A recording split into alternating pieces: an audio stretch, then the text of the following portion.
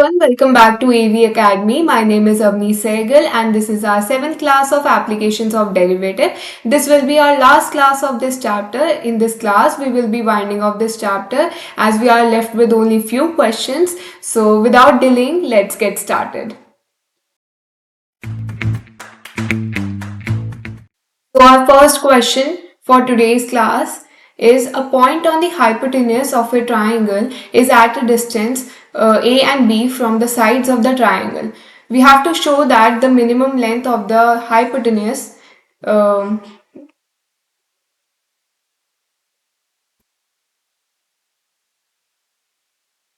mark the point minimum. ठीक है, we have to show the minimum length of the hypotenuse is this a की power 2/3 plus b की power 2/3 की power whole 3/2. ठीक है, तो सबसे पहले मैं यहाँ पे डायग्राम बना लिया मैंने. यहाँ पर हमें एक हाइपोटेन्यूस वाला ट्रायंगल शो करना था, तो मैंने एक राइट ट्रायंगल ले लिया है जिसकी हाइपोटेन्यूस मैंने एल ले ली है. ठीक है, अब यहाँ पे मैंने बोला है कि दो साइड्स बन रही है, एक यहाँ से साइड बनेगी, एक यहाँ से साइड बनेगी, है ना. अब साइड की लेंथ हमारी ए और बी हमें गिवन है. ठीक है, तो ऑब्वियसली यहाँ पे एक हम थीटा एंगल ले ही सकते हैं. तो मैंने यहाँ पे अपना थीटा एंगल ले लिया और बाकी सारी साइड्स के पॉइंट्स को मैंने मार्क कर दिया A B C D E F.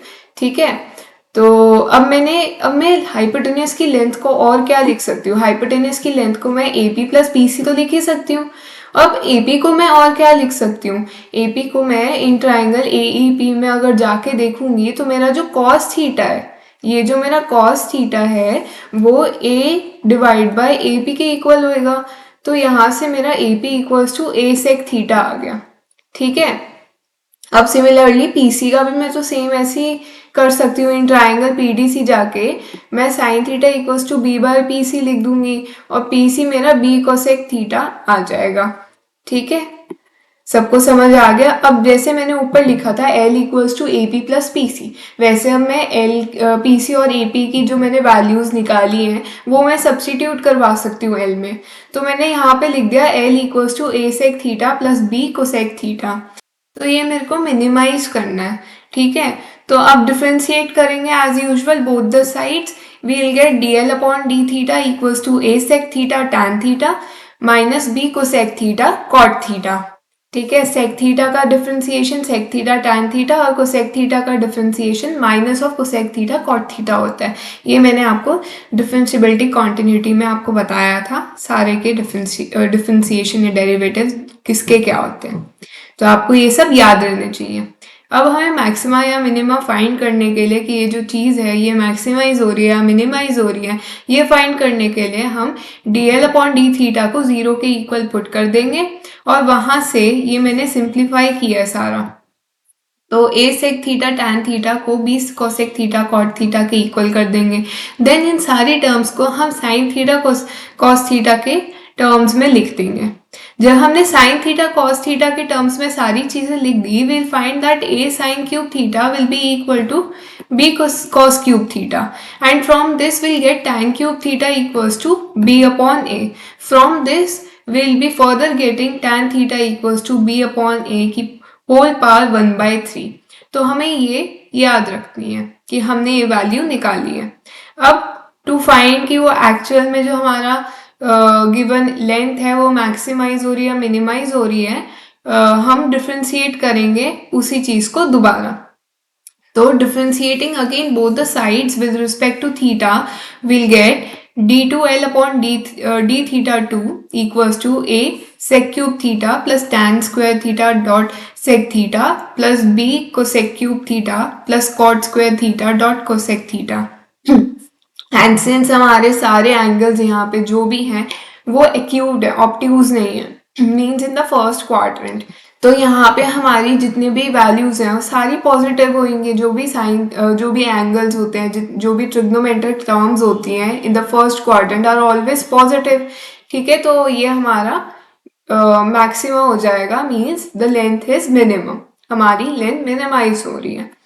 अब हमें लेंथ की वैल्यू शो करनी है कि कितनी है. हमें क्वेश्चन में बोला था कि जो लेंथ की हमारी वैल्यू होनी चाहिए वो a 2/3 प्लस b 2/3 की होल पावर 3/2 होनी चाहिए, है ना. तो इसको हम कैसे फाइंड आउट करेंगे, हम अपनी ओरिजिनल लेंथ की इक्वेशन को ले लेंगे, that is L equals to A sec theta plus B cosec theta.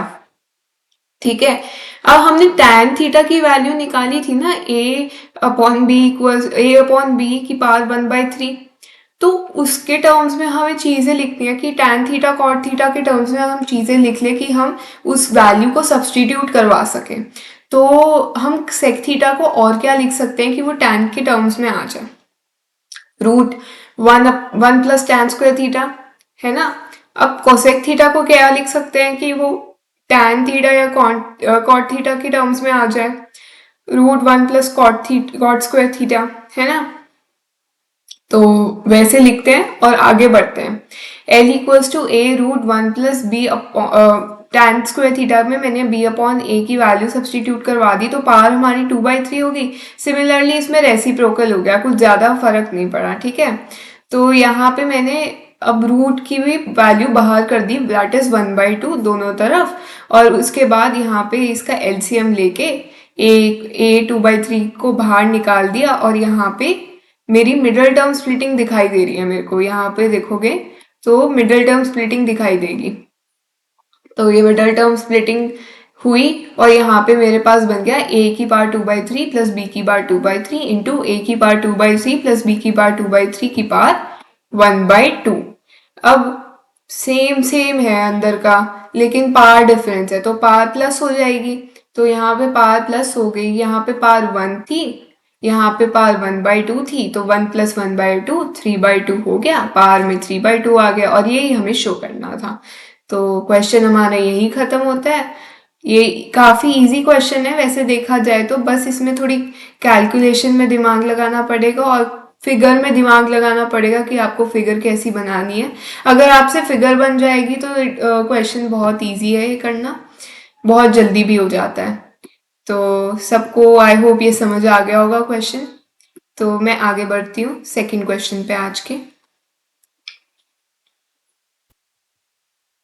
तो सेकेंड क्वेश्चन हमारा कहता है tank with rectangular base and rectangular sides open at the top is to be constructed so that its depth is 2 metre. हमारी जो depth है वो 2 metre है and volume है हमारी 8 मीटर क्यूब है, ये हमें गिवन है।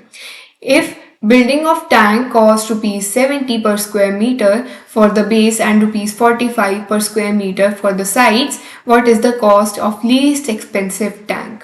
हमें फाइंड करना है कि जो लीस्ट एक्सपेंसिव टैंक है उसकी क्या कॉस्ट होगी, और लीस्ट एक्सपेंसिव टैंक को फाइंड करने के लिए पहले हमें अपने जो भी एरिया है उसको मिनिमाइज करना पड़ेगा। ठीक है, तो let's start with this question. तो यहाँ पे मैंने ऑलरेडी फिगर बना ली है। तो ये मेरी रेक्टेंगुलर बेस है, मतलब एक टैंक है जिसकी रेक्टेंगुलर बेस है, एक क्यूबॉइड है बेसिकली एक। तो यहाँ पे मैंने जो बेस है वो लिया है y, मेरे को यहाँ विड्थ ऑलरेडी दे रखी है दैट इज 2 मीटर, और जो मेरे को यहाँ पे लेंथ है वो मैंने x ले लिया। ठीक है, c मैंने ले लिया कॉस्ट ऑफ टैंक। तो स्टार्ट करते हैं। वॉल्यूम को हम कैसे लिखेंगे, वॉल्यूम हमारा क्यूबॉइड का होता है length into breadth into H. ठीक है, अब यहाँ पे मेरे को वॉल्यूम ऑलरेडी दे रखे है दैट इज 8, और मेरी यहाँ पे जो विड्थ है वो 2 है, बाकी मेरा x और y है। ठीक है, तो यहाँ पे मैं x और y को 4 लिख सकती हूँ, है ना। ये मेरे को गिवन हो गया।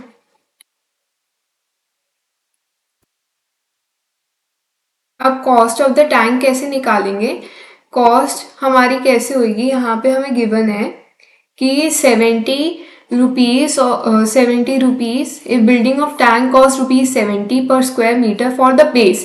बेस के लिए हमारा 70 रुपीज है, तो बेस में हम कर देंगे x y into x y, तो हमारा बेस हो गया ना, x y into 70 will be our base, और 45 square metre for the sides है। तो 4y और 4y प्लस 4x, मतलब ये जो साइड्स है हमारी, एक ये करके ऐसे हो गई, एक ये करके ऐसे हो गई। ठीक है ना, तो ये हमारी साइड्स हो गई, तो इसका हम कॉस्ट प्लस करके इंटू 45 कर देंगे। तो हमारा ये होगा एक्स वाई इंटू में 70 plus 4x plus 4y into में 45। अब इसको हमें मैक्सिमाइज करना है तो लिख देंगे to be maximised.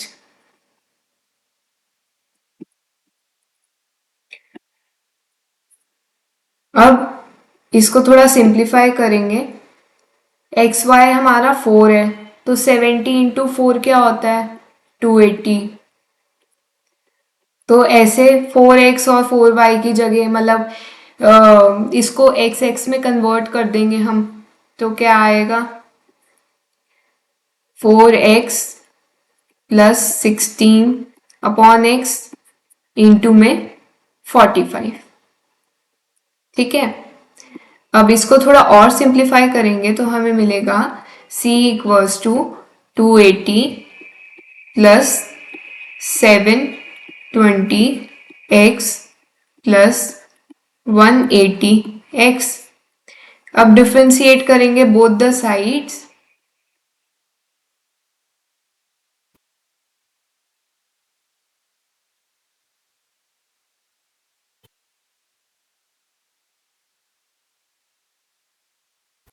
Respect to x we get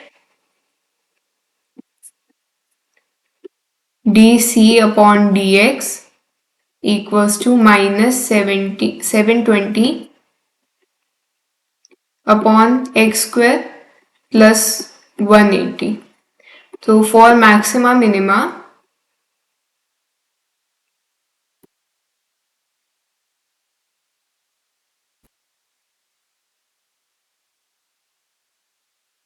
put dc upon dx equals to 0 and from this we get 720 upon x square equals to 180 और x square equals to 4 and since ये side है तो negative हो ही नहीं सकती तो हम obviously positive ही लेंगे तो x हमारा 2 आ गया। ठीक है। अब इस एक और बार इसको डिफ्रेंशिएट कर देंगे क्योंकि हमें देखना है कि ये मैक्सिमाइज हो रहा है या फिर मिनिमाइज हो रहा है। तो differentiating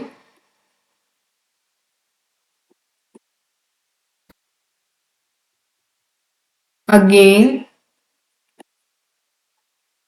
both the sides respect to x we get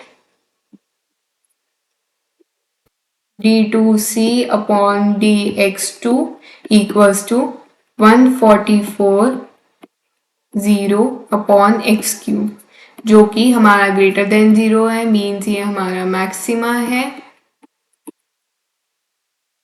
means जो हमारा एरिया है मतलब जो हमारा कॉस्ट है इट मीन्स हमारा जो कॉस्ट है वो मिनिमम है। ठीक है। अब कॉस्ट फाइंड कैसे करेंगे तो वही अपनी पुरानी जो इक्वेशन है जो कॉस्ट की हमने ली थी उस पे जाएंगे। तो 280 प्लस 720 बाई एक्स था 720 बाई एक्स 360 हो गया हमारा 720 by 2 is 360 plus 180 into 2 that will also be 360। तो हमारा आंसर आ जाएगा ₹1000। ठीक है। तो एक बार दोबारा देख लेते हैं इस क्वेश्चन को। हमें बोला गया था कि हमें दिखाना है कि जो कॉस्ट है वो हमारी लीस्ट है और जो हमें लीस्ट कॉस्ट है टैंक की वो भी निकालनी थी। हमें यहाँ पे डेप्थ दी हुई थी और हमें वॉल्यूम दे रखी थी। तो मैंने यहाँ पे अपनी लेंथ को x ले लिया और ब्रेथ को y ले लिया और वॉल्यूम से मैंने x इंटू वाई की वैल्यू निकाल ली। अब यहाँ पे कॉस्ट हमें दे रखी थी कि जो यहाँ पे कॉस्ट है बेस की वो कितनी है। अब बेस मेरा यहाँ पे ये है पूरा बेस जो कलर देख रहे हो बेस। अब एक रेक्टेंगल है तो रेक्टेंगल का एरिया इंटू कॉस्ट ही होएगा ना हमारा बेस। तो ये मेरा हो गया x इंटू वाई इंटू 70 और हमें बोला था कि जो साइड्स हैं उसकी जो कॉस्ट है वो है 45 पर साइड की। अब यहाँ पे एक जैसी दो साइड्स हैं और प्लस जिसकी अगर हम एक साइड का ले लें तो लेंथ 2 है और वाई ब्रेथ ले लो हम उसकी, तो ऐसी एक और साइड है और ऐसी जिसके साथ x इंटू टू है वैसी एक और साइड है। तो दो साइड्स हो गया, तो 2 into two x plus 2y कर लिया, उसको मैंने 4x प्लस 4y ले लिया और इंटू 45 कर दिया। ये मेरे को मैक्सिमाइज करना था। अब मैंने इसको खोल दिया क्योंकि एक्स वाई की वैल्यू, अब यहाँ पे हम दो वेरिएबल ले नहीं सकते, तो एक्स वाई की जगह मैंने यहाँ पे 4 पुट करवा दिया और वाई को मैंने एज ए 4/x सब्सटीट्यूट करवा दिया। तो वो करवा के मेरे पास ये इक्वेशन आ गई। अब मैंने डिफ्रेंशिएट करवा दिया both the sides with respect to x, तो मेरे को मिल गया -720/x² प्लस 180। अब मैक्सिमा मिनिमा के लिए मैंने इसको dc/dx के इक्वल पुट कर दिया, तो वहां से मेरे को x इक्वल्स टू 2 मिल गया। अब मैंने इसको दोबारा डिफरेंशिएट किया बोथ द साइड्स, तो मेरे को मिला कि जो मेरी कॉस्ट है वो एक्चुअल में लीस्ट है और अब ये हमारा प्रूव हो ही गया। तो अब हमें मिनिमम कॉस्ट निकालनी है। मिनिमम कॉस्ट निकालने के लिए x की वैल्यू 2 हम पुट कर देंगे हमारी कॉस्ट की इक्वेशन में, तो हमें मिल जाएगा ₹1000। ठीक है, तो सबको क्लियर हो गया ये वाला क्वेश्चन। आगे बढ़े। अब ये वाला क्वेश्चन जो है आप पहले खुद करेंगे, उसके बाद जो मैं करवा रही हूँ उसको देखेंगे और अपना आंसर मैच करेंगे। ठीक है, तो अभी वीडियो को पॉज करो और अपने आप से खुद अटेम्प्ट करो ये क्वेश्चन, देन प्ले करना और मेरा आंसर देखना। तो क्वेश्चन है, a window is in form of a rectangular surmounted by a semicircular opening. The total perimeter of the window is 10 meter. Find the dimensions of the window to admit maximum light through the whole opening. तो मतलब maximum light कब आएगी, जब हमारा जो area होगा वो maximise होगा। ठीक है ना, तो हमें मैक्सिमाइज करनी है यहाँ पे इस क्वेश्चन में।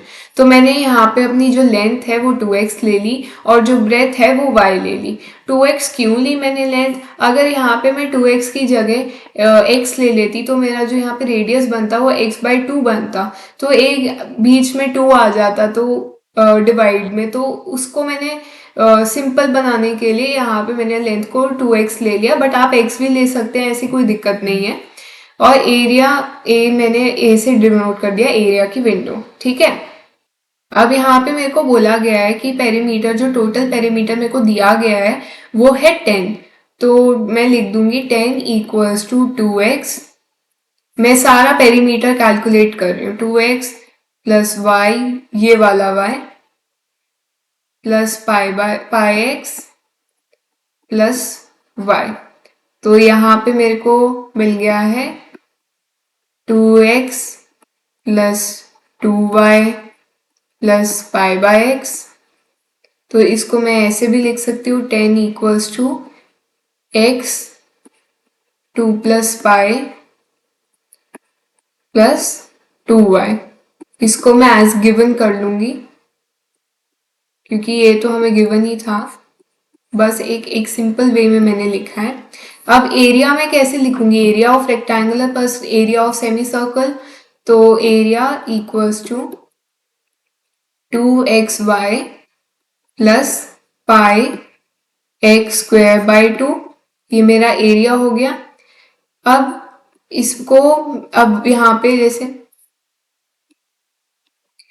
पे जैसे दो दो वेरिएबल्स हैं, तो इसको सिंगल वेरिएबल में हम कन्वर्ट कर देंगे। यहाँ से मैं y की वैल्यू सब्स्टिट्यूट करवा दूंगी, तो मेरे को यहाँ मिलेगा a equals to 2x 10 minus x into में pi plus 2 divide by 2 plus pi x²/2। ये मिल गया मेरे को फ्रॉम 1। ठीक है, तो ये 2 और ये 2 कैंसिल हो गया, तो एरिया फाइनली मेरे पास आ गया 10x माइनस x² पाई/2 pi plus 2 sorry plus pi x²/2। अब इसको डिफरेंशिएट कर देंगे both the side with respect to x, तो differentiating the sides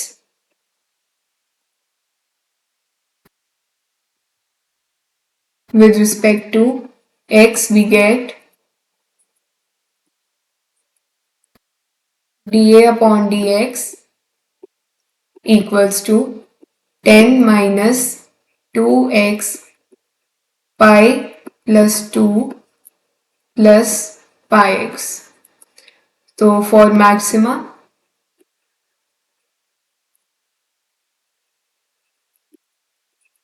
minima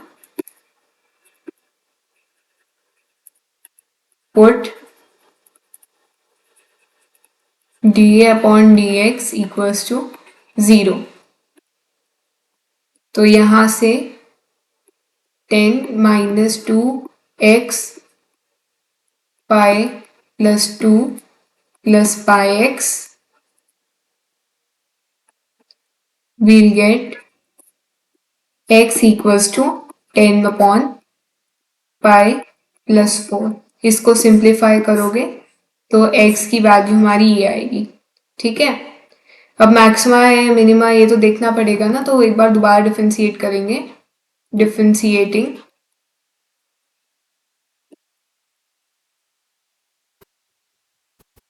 again both the sides with respect to x we get d2a upon dx2 equals to minus 2 pi plus 2 plus pi जो कि हमारा less than 0 आएगा, means ये minima है, means जो हमारा area है वो मैक्सिमम है. ठीक है. अब x की वैल्यू हमारी 10 पाई प्लस 4 है ना. ये हमारी x की वैल्यू निकल के आई थी. तो पुट करेंगे अपनी पेरीमीटर वाली इक्वेशन में, जो 10 equals to 2y plus x pi by 2 थी. इसमें पुट करेंगे तो हमारी y की भी इक्वेशन आ जाएगी 10 पाई प्लस 4. ठीक है ना. तो हमारा y 10 बाई पाई प्लस 4 आ गया, और जो 2x था वो हमारा 20 पाई प्लस 4 हो गया मीटर. ठीक है ना. ये हमारी दो डायमेंशंस हो गए, और जो रेडियस है वो सिंगल x था, मतलब x था, तो ये मेरा रेडियस हो गया. तो ये मेरी सारी डायमेंशंस भी निकल गई, मेरे को जो डायमेंशंस निकाली थी. ठीक है. तो हमारा ये वाला क्वेश्चन भी हो गया. तो एक बार दोबारा देख लेते हैं इस क्वेश्चन को. हमें बोला गया था कि एक विंडो है, रेक्टेंगुलर विंडो, जो कि सरमाउंटेड है एक सेमी सर्कुलर ओपनिंग से, और इसका टोटल पेरीमीटर 10 मीटर है. हमें डायमेंशंस निकालनी है विंडो की, और ऐसी डायमेंशन निकालनी है कि जो हमारी लाइट है वो विंडो से आए अंदर, एकदम जो मैक्सिमम लाइट है ना वो आए विंडो के अंदर. तो हमें ऐसी डायमेंशंस निकालनी है. तो मैंने लेंथ को 2x ले लिया, ब्रेथ को y ले लिया. पेरीमीटर का निकाला तो सबकी पेरीमीटर सम करके मेरी 10 आएगी, तो उसकी मैंने एक इक्वेशन लिख ली. अब area of rectangle plus area of semi circle equal भी, तो हमारा एरिया ऑफ विंडो होगा इक्वल टू. अब उसमें मैंने y की टर्म को सब्सटीट्यूट करवा दिया x की टर्म्स में, तो मेरी ये वाली इक्वेशन बन गई. अब मैंने डिफरेंशिएट किया बोथ द साइड और put dA upon dx equals to 0 करा, तो मेरी x की वैल्यू ये आ गई. अब मैंने दोबारा डिफरेंशिएट करा तो मेरे को पता चल गया कि मेरा जो एरिया है वो मैक्सिमाइज ही हो रहा है, एरिया मैक्सिमम आ रहा है मेरा. तो यहाँ से मेरी रेडियस आ गई x equals to 10 upon pi by 4 metre. जो मेरा y आ गया पुट पेरीमीटर की इक्वेशन में पुट करने के बाद y भी 10 अपॉन पाई बाई 4 मीटर ही आएगा, और जो मेरा लेंथ है जो कि 2x है वो 20 pi by divide by pi plus 4 metre हो गया. ठीक है. तो आगे बढ़ते हैं नेक्स्ट क्वेश्चन पे. तो सब पॉज करेंगे और खुद से पहले अटेम्प्ट करेंगे, और उसके बाद मेरा आंसर देखेंगे और मैच करेंगे. तो यहाँ पे लिखा है Show that the height of the cylinder of maximum volume that can be inscribed in a sphere of radius r is 2r upon root 3. Also find the maximum volume. तो volume maximise हो रही है. तो ये मेरी figure है. यहाँ पे स्फेयर के अंदर मेरा सिलेंडर है. तो मैंने यहाँ पे हाइट को 2h ले लिया है. कैपिटल आर मैंने स्फेयर का रेडियस ले लिया और स्मॉल आर मैंने सिलेंडर का रेडियस ले लिया है. ठीक है. तो यहाँ से R square equals to H square plus small R square आ सकता है. अब वॉल्यूम मेरी क्या होगी सिलेंडर की 2 पाई वॉल्यूम मेरी स्क्वायर की पाई आर स्क्वायर एच होती है. तो यहाँ पे सिलेंडर का जो मेरा हाइट है वो 2h है. तो यहाँ पे मेरी वॉल्यूम हो जाएगी पाई आर स्क्वायर 2h. ठीक है. ये मेरे को मैक्सिमाइज करना है. तो यहाँ पे स्मॉल आर स्क्वायर की जगह मैं यहाँ पे एच स्क्वायर की टर्म्स में लिख सकती हूँ. कैपिटल आर स्क्वायर और एच स्क्वायर के टर्म्स में that will be 2 pi are square minus H square into H. तो यहाँ पे मेरी वॉल्यूम हो जाएगी 2 pi are square H minus H cube. अब मैं इसको एच की टर्म्स में डिफ्रेंशिएट करूंगी तो मेरे को मिलेगा 2 pi are square minus 3h square. और मैं इसको 0 के इक्वल पुट करवाऊंगी तो मेरी r की आ जाएगी value r equals to root 3h और h की वैल्यू आ जाएगी r बाई रूट 3. तो डिफ्रेंशिएट करूंगी बोथ द साइड्स अगेन तो मेरे को मिलेगा मिनिमा है. वॉल्यूम मेरी मैक्सिमाइज हो रही है. तो जो मेरी हाइट है 2h वो मेरी अब h की टर्म्स में मैंने निकाला था यहाँ पे. तो h equals to r upon root 3 आया था. ठीक है ना. तो यहाँ पे मेरी हाइट 2h है तो equals to 2r upon root 3 मेरी हाइट आ जाएगी. और मेरे को मैक्सिमम वॉल्यूम निकालना है तो वॉल्यूम के उसमें मैं सारी टर्म्स सब्सटीट्यूट करवा दूंगी. तो 2 pi are square H minus H cube मेरी वॉल्यूम थी तो इसमें मैंने h की वैल्यू सब्सटीट्यूट करवा दी. तो मेरे को वॉल्यूम आ गई 4 pi are Q upon 3 root 3 जो कि मैक्सिमम वॉल्यूम है इस सिलेंडर की इंस्क्राइब्ड इन अ स्फीयर. ठीक है. सबको समझ आ गया क्वेश्चन. आई होप सबका यही आंसर निकला होगा. तो बढ़ते हैं नेक्स्ट क्वेश्चन पे. तो नेक्स्ट क्वेश्चन मेरा है two equal sides of an isosceles triangle with fixed base b are decreasing at the rate of 3 cm per second. How fast is the area decreasing when the two equal sides are equal to the base? हमें निकालना है कि जब हमारी sides equal हैं. ठीक है. तो कितने रेट पे वो डिक्रीज हो रही है जब उसकी साइड्स इक्वल हो जाएंगी बेस के भी. वैसे तो साइड्स इक्वल है लेकिन अभी बेस इक्वल नहीं है. बट कितनी जल्दी वो डिक्रीज हो रही है कि वो बेस के भी इक्वल आ जाए हमारी. ठीक है. तो पॉज करो और खुद अटेम्प्ट करो फिर आंसर अपना मैच करना. तो यहाँ पे मैंने अपनी फिगर ड्रॉ कर लिया आइसोसेलेस ट्राइंगल की. मैंने यहाँ पे दोनों साइड की लेंथ एक्स एक्स ले रही है और बेस की लेंथ बी ले ली है. तो यहाँ पे मेरा जो ये राइट ट्राइंगल बन रहा है उसमें ये b/2 हो रहा है. हमें दिया हुआ है कि जो मतलब साइड की जो रेट डिक्रीजिंग है वो है 3 सेंटीमीटर पर सेकेंड. हमें एरिया का रेट निकालना है और हमें x इक्वल्स टू बी दिया हुआ है इनिशियल कंडीशन. तो बढ़ते हैं अपने क्वेश्चन को कैसे अटेम्प्ट करेंगे. अब यहाँ पे AD को मैं लिख सकती हूँ AD इक्वल्स टू रूट में x square minus B square upon 4. ठीक है. ये लिख सकती हूँ मैं. अब इसको थोड़ा सिंप्लीफाई कर लेंगे तो हमें मिलेगा 4x square minus B square upon 4. ठीक है. इसको हम ऐसे भी लिख सकते हैं रूट ऊपर में 4x square minus B square upon 2. ये मेरी AD आ गई. अभी एरिया पे चलते हैं. A be the area of the triangle. Area of an isosceles triangle क्या होता है half into base into height है ना. तो हाइट हमारी यहाँ पे AD है तो इसको मैं लिख दूंगी half into b/2 into root में 4x square minus B square. तो यहाँ पे जो मेरा एरिया है वो आ गया b/4 रूट में 4x square minus B square. तो यहाँ पे ये मेरा एरिया आ गया. अब मैं इसको डिफ्रेंशिएट करूंगी both the sides with respect to t. So differentiating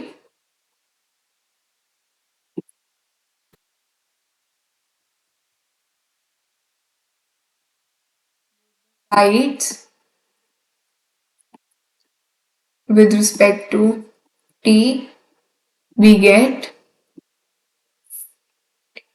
dA upon dt equals to b upon 4 into में रूट का डिफरेंशिएट क्या होता है, करेक्ट, 1/2 रूट में 4 x² माइनस b² इंटू में 8x dx अपॉन dt। ठीक है, तो ये हो जाएगा b इंटू में b -3 रूट 3b। यहाँ पे हमें इनिशियल कंडीशन दी गई थी कि x हमारा b के इक्वल है, तो सारे जहाँ जहाँ हमारा x लिखा है वहाँ वहाँ b सब्स्टिट्यूट करवा देंगे, और dx अपॉन dt हमें -3 दे रखा था, -3 सेंटीमीटर पर सेकेंड, तो वो सब्स्टिट्यूट करवा देंगे। तो ये कैंसिल हो गया, ये कैंसिल हो गया, तो यहाँ से मेरा dA अपॉन dt आ गया -√3b centimeter square per second. So the triangle area of triangle ABC is decreasing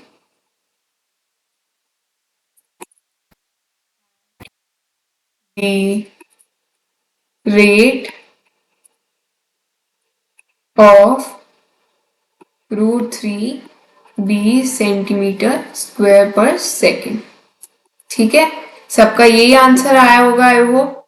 तो एक बार दोबारा देख लेते हैं इस क्वेश्चन को। मैंने अपनी आइसोसेलेस ट्रायंगल की फिगर बनाई, सारी अपनी गिवन कंडीशंस लिखी और एडी की वैल्यू निकाल ली, फिर एरिया ऑफ ट्रायंगल में सबकी वैल्यू सब्स्टिट्यूट करवा के डिफरेंशिएट करवा दिया बोथ द साइड्स, तो मेरा आंसर आ गया। Very easy question. आगे बढ़ते हैं, क्वेश्चन नंबर 6 आज की क्लास का। So open your NCERT books. मैंने आपको पहली क्लास में बोला था कि मतलब एओडी की पहली क्लास में बोला था कि आपके एनसीईआरटी बुक्स आपके साथ होनी चाहिए, तो आई होप सबके साथ है। यहाँ पे NCERT page 180, example number 34, page number 180। Example number 34 says, show that the function f given by fx equals to tan inverse sin x plus cos x, where x is greater than 4 is always strictly increasing function in 0, π/4। तो ऐसा same question मैंने करवाया हुआ है, तो एक बार verbally ही देख लेते हैं इस क्वेश्चन को। इस क्वेश्चन में क्या है, f x equals to tan inverse sine x plus cos x हमें गिवन है, ठीक है ना। तो डिफ्रेंशिएट करेंगे both the sides with respect to x. Tan inverse का डिफ्रेंशिएशन 1/1 प्लस एक्स स्क्वायर है, लेकिन यहाँ पे x की जगह हमारा sine x plus cos x है, तो 1/1 plus sine x plus cos x का होल स्क्वायर हो जाएगा। फिर साइन एक्स कॉस एक्स का डिफ्रेंशिएट करोगे तो जो टर्म आएगी वो कुछ आएगी cos x minus sign x plus divide by 2 plus sign 2x। ठीक है, अब इसको हमने ऐसा एक सिमिलर क्वेश्चन किया था जिसमें हमारे पास ऐसी न्यूमरेटर डिनोमिनेटर में वैल्यूज आई थी, जिसको हमें इंक्रीज बताना था, कहाँ इंक्रीज हो रहे हैं, मतलब प्रूव करना था कि इंक्रीजिंग है, स्ट्रिक्टली इंक्रीजिंग है, इंक्रीजिंग है, ऐसी कुछ प्रूव करना था। तो हमने अलग अलग पार्ट लेके चला था कि न्यूमरेटर को हमने अलग प्रूव करा था, डिनोमिनेटर को अलग प्रूव करा था, और देन हमने टोटल उसको लिखा था और बोला था कि from above we see that the total is always increasing function. ठीक है, हमने ये लिखा था। तो इसको भी हम ऐसे ही लेके चलेंगे कि 2 प्लस साइन 2x, इसमें साइन 2x की वैल्यू हम -1 से 1 जाएगी ज्यादा से ज्यादा, तो ये तो पॉजिटिव ही रहेगा, मतलब डिनोमिनेटर हमारा पॉजिटिव है। cos x माइनस, लेकिन डिनोमिनेटर हमारा 0 नहीं हो सकता, ठीक है ना, तो always greater than 0। cos x minus sine x, ये हमारा 0 हो ही नहीं सकता, तो cos x minus sine x भी हमारा नेगेटिव जा नहीं सकता, ये भी हमारा ग्रेटर देन 0 होएगा, क्योंकि जो हमारी रेंज होती है -1 से 0, -1 से 1 जाती है। अगर cos x की वैल्यू -1 है तो sin x की वैल्यू हमारी 1 होएगी, तो वो -2 हो जाएगा। ऐसे करके हमारा ये ऑलवेज हमारा पॉजिटिव आएगा। या फिर हम अगर cos x की वैल्यू हमारी -1 होगी, सॉरी 1 होगी, तो sin x की वैल्यू -1 होगी, तो ये हमारा 2 आ जाएगा जो कि पॉजिटिव ही है। तो ये हमारा स्ट्रिक्टली इंक्रीजिंग फंक्शन प्रूव हो जाएगा अगर हम ऐसे ब्रेक करके इसका रेंज लिखेंगे कि इंक्रीजिंग है मतलब ग्रेटर देन 0 है, और उसके बाद एज ए पूरी इक्वेशन को होल लिख देंगे और लिख देंगे greater than 0, hence prove it is an strictly increasing function. ठीक है, आ गया सबको समझ में ये वाला? तो ये वाला सेल्फ क्वेश्चन है, खुद करना है। मैंने आपको बता दिया कैसे सॉल्व करना है, बाकी ये क्वेश्चन खुद करोगे। आगे बढ़ते हैं क्वेश्चन नंबर 7 पे अपनी आज की क्लास के, that is NCERT page number 178, example number 31। तो example number 31 says a water tank has the shape of an inverted right circular cone with its axis vertical and vertex lowermost. Its semi-vertical angle is tan inverse 0.5. Water is poured into it at a constant rate of 5 cubic meter per hour. Find the rate at which the level of the water is rising at the instant when the depth of the water of the tank is 4 meter. मतलब जो हमारा water है वो tank के अंदर जा रहा है, मीन्स जो वाटर की वॉल्यूम है वो इंक्रीज हो रही है। तो यहाँ पे फिगर मैंने बना ली है, ऐसी कुछ हमारी फिगर है। तो जो अल्फा में मैंने ले लिया, थीटा ले लो, अल्फा ले लो, कुछ भी ले लो। तो यहाँ पे मैंने alpha equals to tan inverse 0.5 लिया है, तो tan अल्फा इक्वल्स टू 1/2 हो जाएगा, और हमें वॉल्यूम का rate 5 metre cube per hour दिया हुआ है। हमें हाइट की रेट निकालनी है और हाइट हमें 4 मीटर भी दे रखी है। तो volume of the cube 1/3 4 pi r 1/3 pi are square h होती है हमारी, वो लिख देंगे। tan alpha equals to r upon h हो गया, तो tan अल्फा 1/2 है, तो r upon h equals to 1/2 हो गया। तो r की वैल्यू h अपॉन 2 आ गई। तो वॉल्यूम में r की जगह h अपॉन 2 सब्सटीट्यूट करवा देंगे, तो वॉल्यूम आ जाएगा π/12 इंटू एच क्यूब। डिफ्रेंशिएट करेंगे बोथ द साइड, तो dv/dt equals to π/4 H square D H upon D T आ जाएगा। D H upon D T हमें निकालना है, बाकी सबकी वैल्यू हमें गिवन है, तो वो वैल्यू सब्सटीट्यूट करवा देंगे। तो d H upon D t 5/4 pi metre per hour हमें मतलब आ जाएगा हमारा आंसर। ठीक है, आ गया सबको समझ में ये क्वेश्चन? आगे बढ़े, तो ये छोटे छोटे क्वेश्चन ही हैं। आगे बढ़ते हैं अपने क्वेश्चन नंबर 8 पे, जो कि NCERT page number 178, example number 32। तो example number 32 says a man of height 2 meters walk at a uniform speed of 5 kilometer per hour away from a lamp post which is 6 meters high. Find the rate at which the length of his shadow increases. तो हमें बोला गया है कि एक lamp post है 6 metre height का, और एक मैन है जिसकी हाइट 2 मीटर है, और वो लैम्प पोस्ट से दूर चल रहा है। मतलब अगर लैम्प पोस्ट मेरा ये है तो मेरा मैन ये है, और वो इस साइड इस डायरेक्शन में जा रहा है लैम्प पोस्ट से दूर।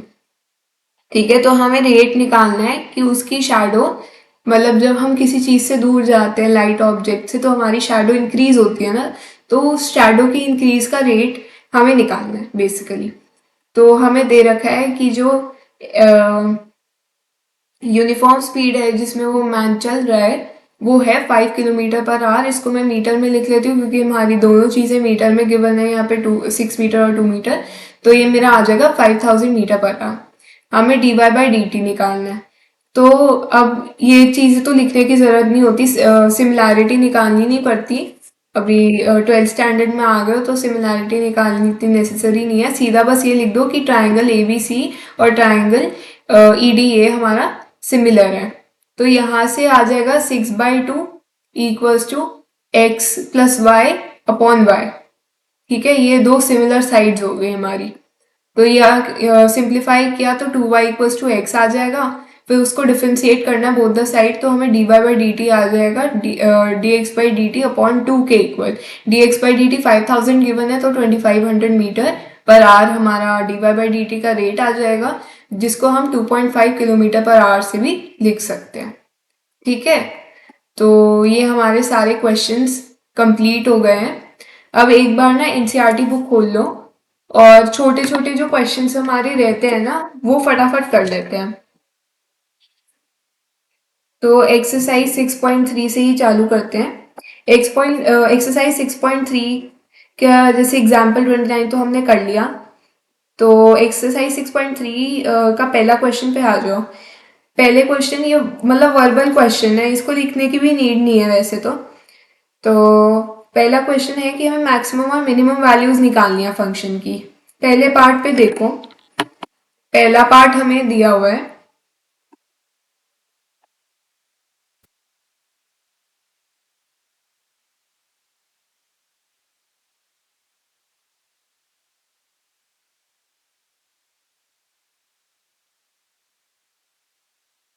f(x) equals to 2x minus 1 की होल पावर प्लस 3। तो इसमें हमारा मिनिमम वैल्यू क्या होगा, मैक्सिमम वैल्यू क्या होगा। अगर देखा जाए तो इसको हम जीरो बना सकते हैं, लेकिन हम इसको नेगेटिव नहीं कर सकते क्योंकि स्क्वायर है हमारे पास। तो हमारे पास मिनिमम वैल्यू यहाँ पे 3 आ गई, तो हम एज इट इज यहाँ लिख सकते हैं कि इसकी मिनिमम वैल्यू वो 3 है। और यहाँ पे x की जगह हम 2 डाल दे, 4 डाल दे, 3 डाल दे, इनफाइनाइट डाल दे। इनफाइनाइट का स्क्वायर इनफाइनाइट प्लस 3 इनफाइनाइट होता है, तो हमारी इसकी मैक्सिमम वैल्यू डिफाइंड ही नहीं है। तो हम लिख देंगे नो मैक्सिमम वैल्यू, मतलब maximum value not defined, no max value. ठीक है ना। तो एक तो ये तरीका हो गया इसको सॉल्व करने का। अगर एमसीक्यू आ गया क्यों लंबे मेथड पे जाना, सीधा ये यूज करो और अपना क्वेश्चन मतलब आंसर टिक करो। एक दूसरा मेथड होता है सेकेंड डेरिवेटिव टेस्ट यूज करके, 2 बार डिफ्रेंशिएट करो, फिर वो आएगा कि ये मिनिमम है या मैक्सिमम है, फिर उसके बाद उसकी वैल्यू लिखो। ठीक है, पुट इक्वल्स टू 0 करके इसकी वैल्यू आएगी x की, वो भी 3 आएगी और वो मिनिमम वैल्यू आएगी। तो सेकेंड डेरिवेटिव वो लंबा मेथड है। अगर आपका वैसे 2 मार्कर 3 मार्कर में आ जाएगा ये क्वेश्चन, तो आप वैसे मेथड से कर लो। वैसे तो आएगा नहीं है, I can guarantee you. 2 markers में एमसीक्यू में ही आएगा ज्यादा से ज्यादा। तो ऐसे ही सेकेंड पार्ट देख लेते हैं। सेकेंड पार्ट है 9x² प्लस 12x प्लस 2। तो सेकेंड पार्ट है f(x) equals to 9x² plus 12x plus 2। इसको मैं इस वाले फॉर्म में कन्वर्ट कर दूं, तो कन्वर्ट करूंगी तो x² प्लस परफेक्ट स्क्वायर बनाना है बाय 9। तो ये मेरा आ गया 9x² plus 4/3 x plus 2/9 which is equals to 9x plus 2/3 का होल स्क्वायर प्लस 2/9 माइनस 4/9। तो ये हो गया -2/9। और ये अगर मैंने बाहर निकाला तो -9 कैंसिल हो गया, तो ये वैल्यू -2 आ गई हमारे पास। मतलब जो हमारी यहाँ पे मिनिमम वैल्यू है वो मिनिमम वैल्यू विल बी -2, और इसमें मैक्सिमम वैल्यू नॉट डिफाइंड है पिछली बार की तरह।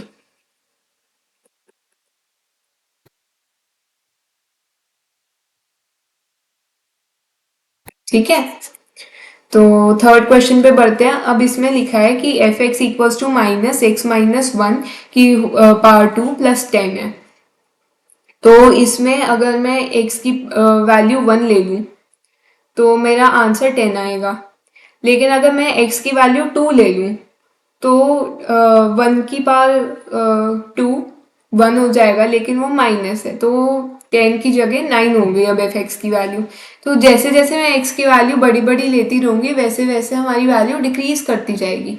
इसका मतलब क्या है कि जो हमारा मैक्सिमम वैल्यू है वो इधर 10 होएगा, और जो मिनिमम वैल्यू है वो यहाँ पे डिफाइंड ही नहीं है, क्योंकि हमारा ऐसे माइनस आगे है ना। बाकी सब में देखो तो माइनस आगे था ही नहीं। तो ऐसे ही फोर्थ क्वेश्चन देख लेते हैं। फोर्थ क्वेश्चन हमारा नीदर मैक्सिमम नॉर मिनिमम है। पॉइंट ऑफ इन्फ्लेक्शन आएगा, इसको सेकंड डेरिवेटिव टेस्ट से भी करके देखोगे तो। तो ये हमारा पहला क्वेश्चन कंप्लीट होता है। पेज नंबर 175 पे आओ। सेकंड क्वेश्चन भी हमारा ऐसा ही है। पहले क्वेश्चन में देखो तो हमारी मैक्सिमम वैल्यू कोई है ही नहीं, मिनिमम वैल्यू -1 आएगी। तो सेकंड पार्ट देखो तो मैक्सिमम वैल्यू इस बार 3 है और मिनिमम वैल्यू डिफाइंड नहीं होगी। और थर्ड पार्ट देखोगे तो sin 2x की मिनिमम वैल्यू -1 होती है, मैक्सिमम वैल्यू 1 होती है। तो -1 + 5 4 हो गया और 1 + 5 6 हो गया। तो 4 और 5 हमारी मिनिमम मैक्सिमम वैल्यू होगी। ऐसी फोर्थ पार्ट होगा और फिफ्थ पार्ट होगा। ठीक है, तो समझ आ गई वाले टाइप के क्वेश्चंस कर लोगे खुद। ठीक है, बढ़ते हैं क्वेश्चन नंबर 3 पे। Find the local maxima, local minima if any of the following function, find also the local maxima and local values as case is may be। तो f(x) equals to x square है, इसका पहले first derivative test करेंगे। Put d मतलब put d f x upon x equals to 0 कर देंगे। तो उसमें हमारी x की वैल्यू आ जाएगी। फिर वेवी कर्व मेथड से हमारे पॉइंट्स निकल जाएंगे। फिर वो पॉइंट्स को हम f(x) में पुट करेंगे। माइंड कि f(x) में पुट करना है, नोट करो ये पॉइंट क्योंकि सब भूल जाते हैं। f(x) में पुट करना है, f'(x) में नहीं पुट करना है। बच्चे कई बार f'(x) में पुट कर देते हैं वैल्यूज, फिर गलत आ जाती है। तो f(x) में पुट करोगे तुम्हारी वैल्यूज आ जाएंगी। तो ऐसे ही बाकी सारे पार्ट्स करने हैं, बहुत ईजी क्वेश्चन है। तो आई होप ये भी तुम सब कर ही लोगे। किसी में भी अगर दिक्कत होगी तो मेरे को कमेंट सेक्शन में बता देना। मैं एक डाउट सेशन क्लास रख लूंगी जिसमें एप्लीकेशंस और डेरिवेटिव के सबके डाउट्स क्लियर करेंगे।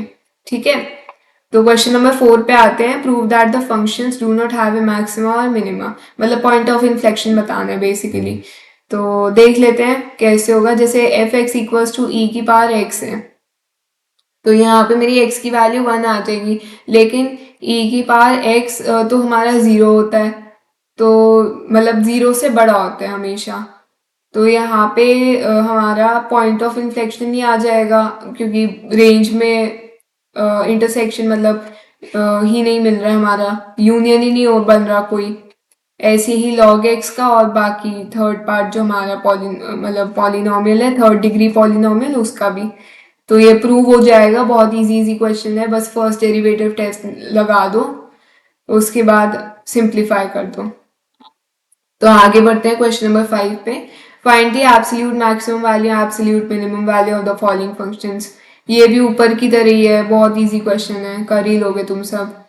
Find the question number 6, find the maximum profit that A company can make if the profit function is given by. अब मैंने इंक्रीजिंग डिक्रीजिंग फंक्शन वाले एक्सरसाइज में बताया था प्रॉफिट रेवेन्यू कॉस्ट वाला, मैंने 2-3 क्वेश्चन करवाए थे ऐसे, तो ये भी वैसा सही है, कर लेना खुद। Find question number 7, find both the maximum value and the minimum value of. यही मैक्सिमाइज करना है, मिनिमाइज करना है, उसके मैक्सिमम मिनिमम पॉइंट्स निकालने हैं और उसके बाद लोकल मैक्सिमम मिनिमा वैल्यू निकाल देना। तो ये भी हो जाएगा। फिर क्वेश्चन नंबर 8 आता है, वो भी मैक्सिमम वैल्यू ही है, हो ही जाएगा। 9 भी ऐसा ही है। अब 9 में तुम्हें इंटरवल नहीं दिया हुआ। अब जो हमारा डिफॉल्ट इंटरवल होता है वो 0 से 2 पाई क्लोज ब्रैकेट होता है, तो वो यूज कर लेना, फिर तुम्हारा आंसर आ जाएगा। क्वेश्चन नंबर 10 भी सेम वैसे ही है, मैक्सिमम वैल्यू निकालनी है। आगे बढ़ो, पेज नंबर 176, क्वेश्चन नंबर 11। इसमें हमें बोला कि मैक्सिमम वैल्यू है ऑलरेडी, हमें फाइंड करना है वैल्यू ऑफ ए की। तो मैक्सिमम वैल्यू हमारा 0 से 2 में 2 ले लो यहाँ पे। मतलब x इक्वल्स टू 1 पे है। चलो x इक्वल्स टू 1, यहाँ पे हमें मैक्सिमम वैल्यू गिवन है, x इक्वल्स टू 1 पे हमारी मैक्सिमम वैल्यू बन रही है। तो इसको x की जगह सारी 1 1 डाल दो, तो फिर हमारी a की वैल्यू आ जाएगी। ठीक है, आगे बढ़ते हैं क्वेश्चन नंबर 12 पे। वही सेम है, maximum minimum value. Question number 13 मैंने पिछली क्लास में करवा दिया था, 14 भी करवा दिया था, और 15 और 16 मैंने होमवर्क के लिए दिया था। ठीक है, तो वहां से तुमने कर ही लिया होगा। 17 मैंने भी मैंने करवाया हुआ है क्लास में। 18 मैंने 18 भी मैंने करवाया हुआ है क्लास में। अच्छा, 18 नहीं करवाया हुआ, बट 18 17 जैसा है ना। तो ये तो तुम कर ही लोगे फिर। अगर ये भी मेरे को करवाना पड़े तो फिर दिक्कत हो रही है ना तुम्हारी एप्लीकेशन ऑफ डेरिवेटिव चैप्टर में। तो ये वाला होमवर्क क्वेश्चन है, question number 18। Question number 18 of exercise 6.3 homework. ठीक है, सब करना ये वाला क्वेश्चन।